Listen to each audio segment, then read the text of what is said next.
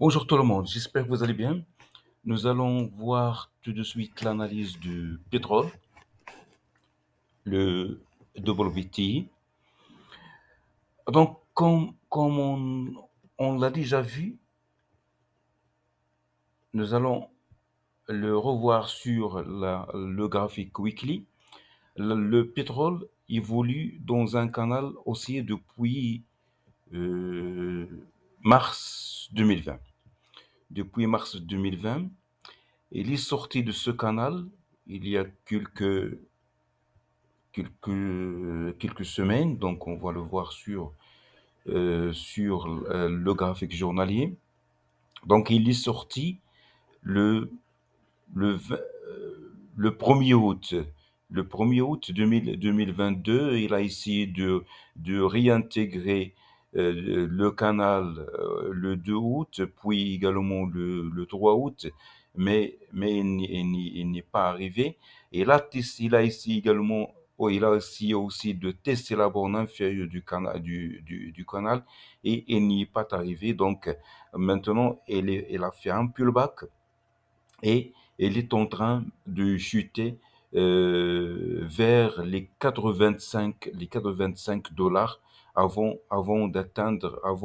d'aller vers probablement vers les 80 dollars. Actuellement, il est à 88,24 en ce moment où je fais cette vidéo, il est à 88,24 dollars.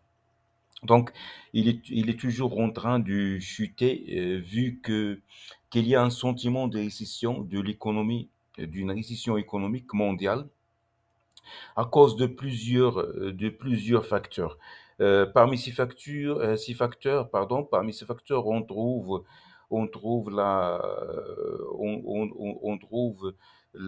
récession au niveau de la Chine, qui est l'usine mondiale et qui est la plus grande consommatrice en pétrole et qui est actuellement euh, en période, en période de lutter contre la propagation de la pandémie, plus précisément le Covid-19.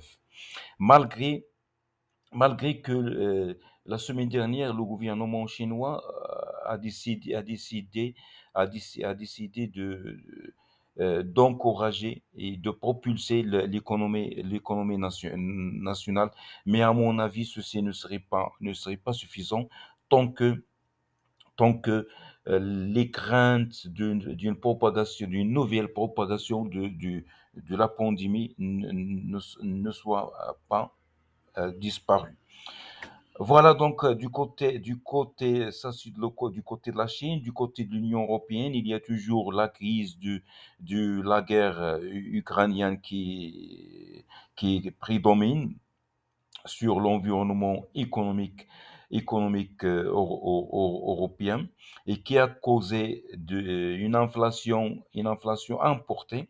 Il y a, il y a surtout la flambée des prix du gaz à cause du gazoduc gazoduc par lequel l'Europe est ravitaillée par le gaz russe.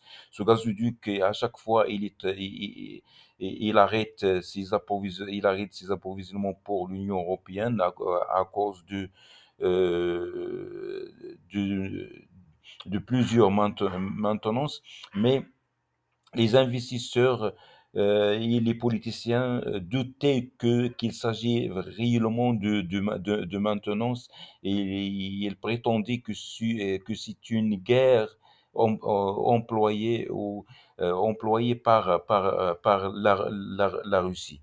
Donc, au niveau de l'Europe, il y a une inflation, il y a bien sûr les prix de gaz ont flambé, ça provoque une inflation très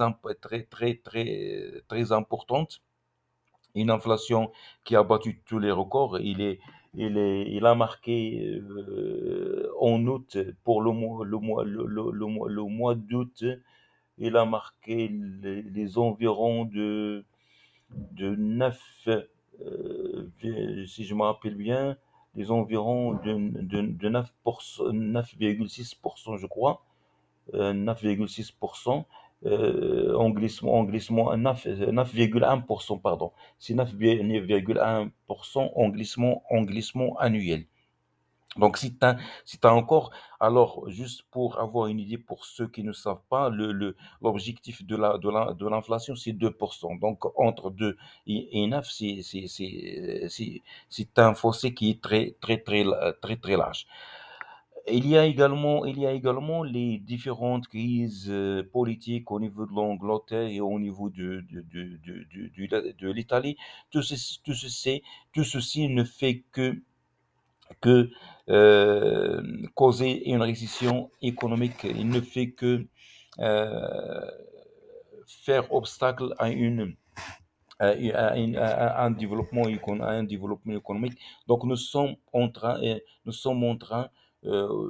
si nous ne sommes pas encore entrés dans une récession économique mondiale. Du côté des États-Unis, et l'inflation est également très importante. Il a aussi marqué des points records. La Fed a procédé à plusieurs augmentations de taux d'intérêt pour freiner cette inflation et la ramener vers l'objectif qui est les 2%.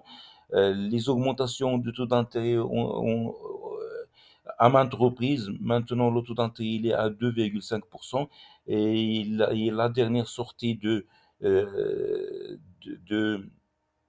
de Jérôme Powell, le président de la Fed, a fait, a fait penser qu'il y aurait une autre augmentation de taux d'intérêt de 75 points de base pendant ce mois-ci, le mois de septembre, avant d'entamer une autre augmentation le mois d'octobre, le mois de novembre et le mois de décembre. Et des responsables estiment que le taux d'intérêt doit arriver aux environs de 4% et il y a du doute que la Fed procéderait à baisser ses taux avant juillet, c'est-à-dire il ne penserait pas à le faire pas avant le deuxième semestre de 2023.